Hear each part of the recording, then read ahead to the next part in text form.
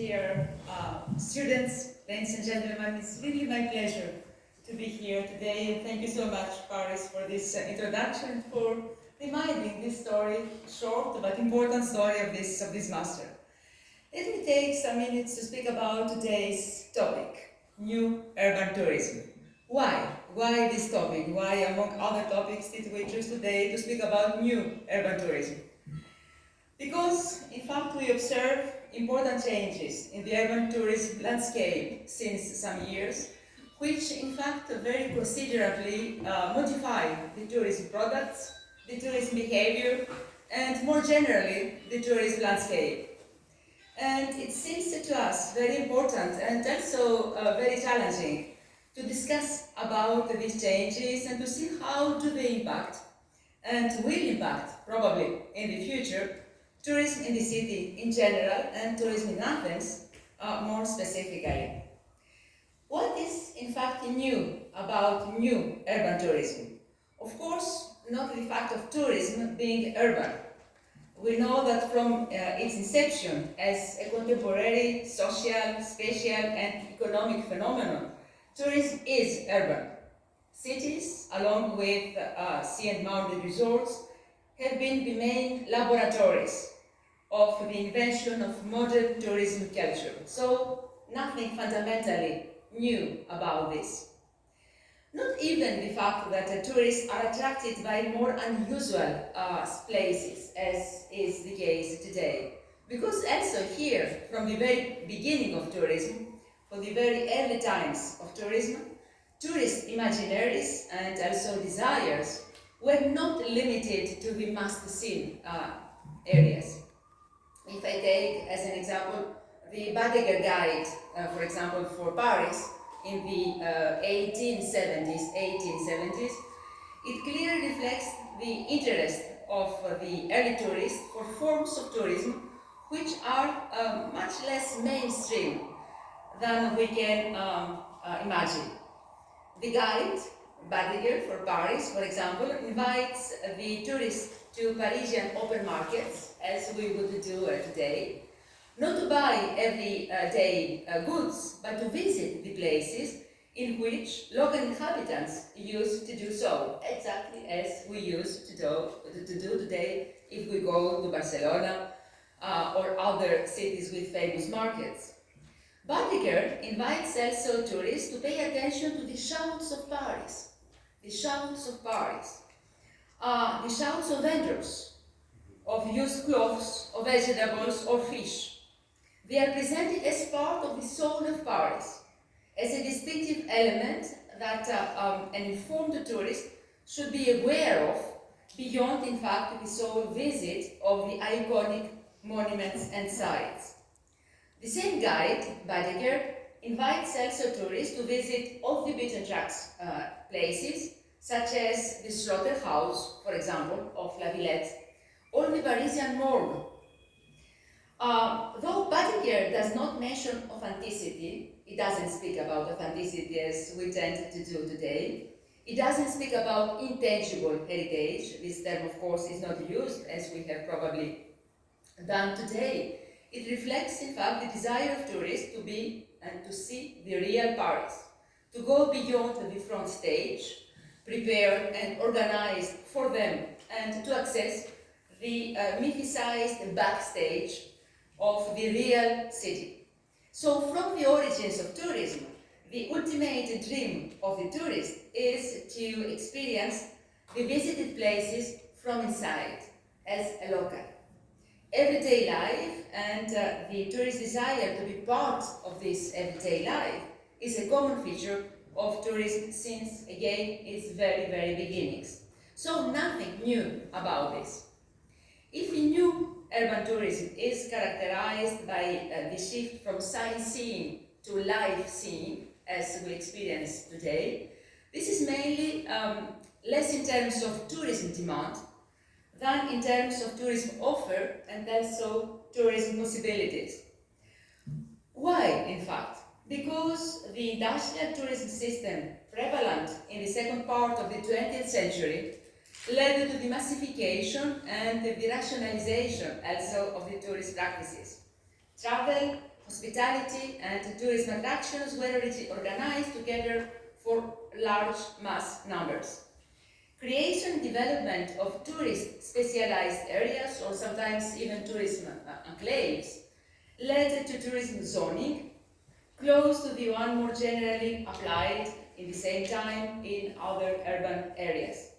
Tourists were invited to areas progressively adapted to their needs, where the concentration of hotels or main touristic attractions and tourist shops and services created local, quasi-enclaved, spatial tourism ecosystems that locals on their side tried to avoid for being labeled as too touristic. It is this former, in fact, clear separation between what is supposed to be touristic and what is supposed to be everyday places of the local inhabitants, which is really challenged today. And probably this is new about new urban tourism. Well, recent evolution in tourism practice challenges, in fact, the existing opposition between tourist and non-tourist destinations, as well as between the tourist and the non-tourist actors, as ordinary places are becoming more and more tourist destinations. According to some researchers, we are today in a post-tourism era, and post-tourism period. This is thought to be characterized by the deep differentiation between tourist and non-tourist destinations and practices. The boundaries are becoming blurred between the tourist and the non-touristic and the non-touristic, the here and the elsewhere, the exotic and the everyday. This kind of illusion, in fact, of tourism into everyday practices witnesses about a weakening of the distinction between citizens and civil society on the one hand, and tourism as a commercial sector on the other hand. Local inhabitants, NGOs, and in fact tourists themselves, us as tourists, we are becoming actors in the creation of our tourism products, the products that we consume. And new technologies, of course, and media facilitate this prosumption, this contraction between production and consumption. Tourist practices now often rely on do-it-yourself arrangements, which use social transport and accommodation networks. All these evolutions that I'm presenting very schematically here led to break with tourism in the strict sense of the word, which, well, as we know it, as it emerged, in fact, with the arrival of the modernity, and which is based on highly polarized and polarizing ad hoc planning and development of spaces. And it is, I think, worth remembering just how much the idea of spatial as well as a temporary rupture, break between tourism and everyday life and work was thought to be the constituent of tourism in the 20th century. We learn tourism as such. We learn tourism as a time and a space outside our everyday life. And how this changes today, in fact. This is a huge and very important change. We can just mention here the digital nomads phenomenon, which possibly erases the differentiation between everyday work and holidays. This deep differentiation or dissolution of tourism in ordinary places and practices, and vice versa, ordinary in touristic, is also thought to translate into a weakening of the distinction between the hosts and the visitors. It corresponds to an infusion of tourism in the everyday space, tourism becoming a normal method of spatially organizing new social realities, which not only express themselves in specific areas and practices, but also, and especially, become present in situations that are not, ostensibly at least, tourism-related. Now, how does this change the tourism situation and the tourism landscape? This is related with changes in the behavior of the tourists themselves. The new urban tourists, because behind the new urban tourism there are also new urban tourists, are more experienced, they are more educated, they are more mature, in fact, the tourists. These mature tourists have accumulated significant tourism capital through their numerous travels and their capacity also to adapt and to feel more or less at home in different contexts they visited. The new tourists seem to be increasingly in search of an authentic experience as well as in personalized, tailor-made proposals. They are looking for off-the-beaten-track experiences and are drawn to mundane and the familiar places, as it will be shown by the master students in their presentation just later, and as you can admire in the posters which are exhibited just in front of the amphitheater. This led to the development of new tourism offers over mainly the very last decades, inviting visitors to experience the city in a much more segmented, differentiated and plural ways than just the usual tour of the main tourist sites. The conjunction of the evolutions in both supply and demand contributed to opening up, expanding and diversifying what we can call the urban tourism ecumen, the urban tourism possibilities. While, as I just mentioned before, it may have been the tourists themselves, in fact, who pioneered the expansion of the urban tourism frontiers, now the tourism sector demonstrated an unprecedented responsiveness and the tourism sector adapted accordingly, rapidly transforming tourist romantic, we could say, expectations for authenticity, for real life, to real and commercialized tourist products. So, in the beginning of the 21st century, tourism visits to places formerly considered as unhospitable, liminal sometimes, dangerous sometimes, such as favelas, townships, slums, metropolitan suburbs, former industrial sites, urban ruins, urban undergrounds, or also not just dangerous places or liminal places, but also just everyday, ordinary places. This becomes a common place. The tourist gaze has figured, in fact, in the aestheticization or the heritization of ordinary places.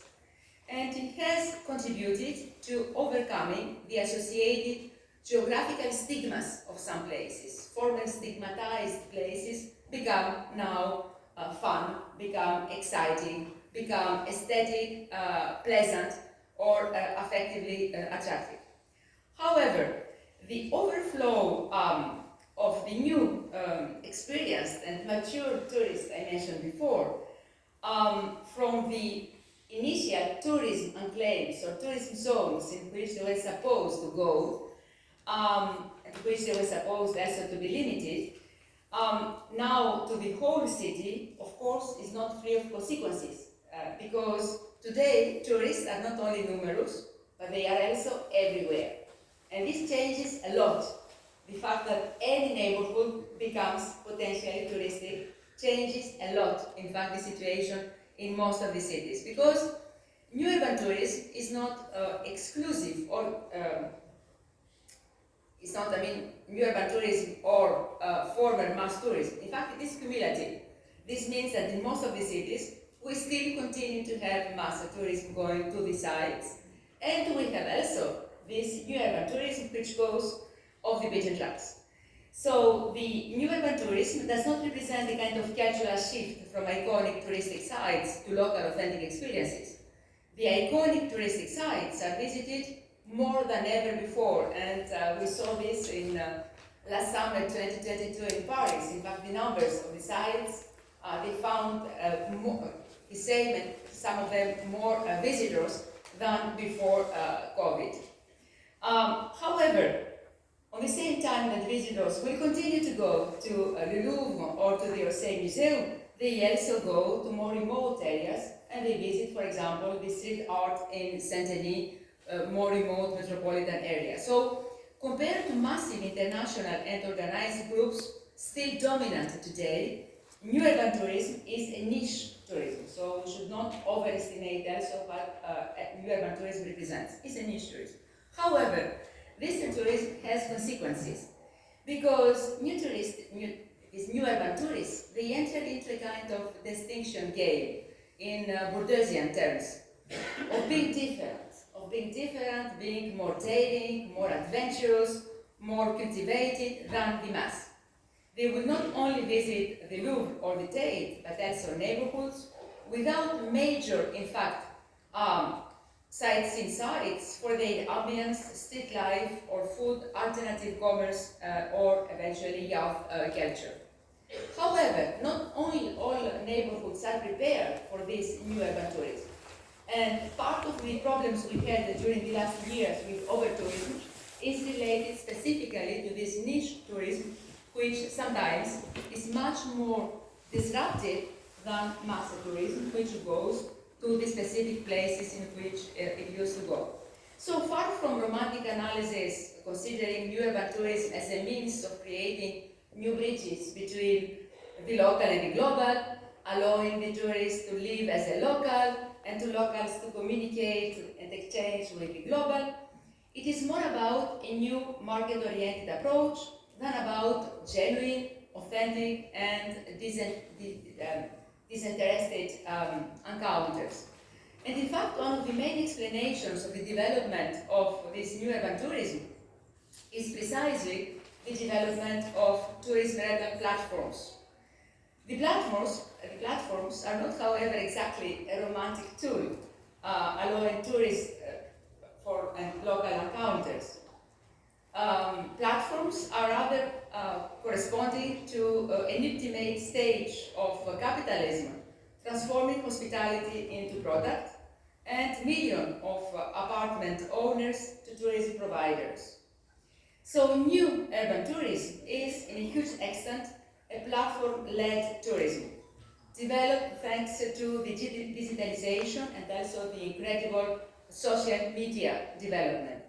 And this, of course, goes beyond Airbnb, goes beyond just accommodation, and concerns also sharing or renting mobility solutions, experiential tours, through the engagement of residents, as well as the sharing of food and logistics services for tourists. So this tourist platformization, apologies for this barbaric word, carries risks and challenges with it. Home sharing through short-term renting, the platforms and the system behind this exacerbate all the urban issues, since it reinforces, for example, gentrification, strengthens touristification, and also erodes housing units from the traditional housing market.